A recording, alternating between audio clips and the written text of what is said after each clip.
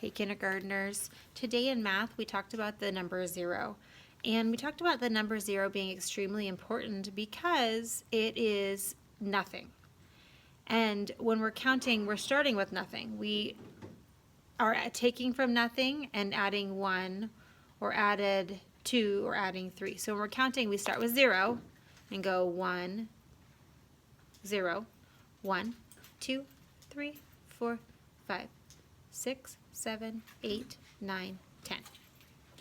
We're always starting with 0. So if I gave you 4 cookies and you ate them, you would end up with 0 cookies. You wouldn't start with 1. So when we're counting in class, sometimes we're going to start with 0, sometimes we're going to start with 1, but I want you to make sure that you remember that there is always a 0 there when we're counting. So the other thing that we talked about a little bit was how we make a 0, which is very easy. When we're making a 0, it's just an O. Just a big round circle, like that.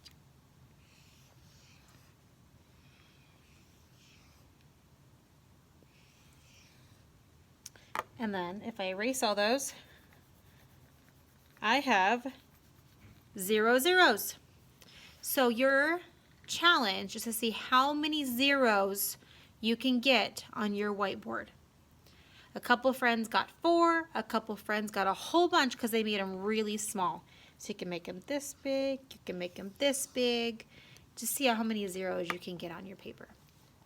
The other thing that I'd like you to try to do is try to count as far as you can go. On this slide, there is a counting lesson that is 0, the hero, the 0, or 0, the hero. He does count all the way to 100. And by the end of kindergarten, we need to be able to count all the way to 100. And zeros are very important when we're counting to 100. So we're starting with 0, and then we go to 10, which has a 0 in it, and then up to 20. And so I challenge you to see if you can count as far as you can go. I hope you have the most wonderful weekend, and I will see you soon.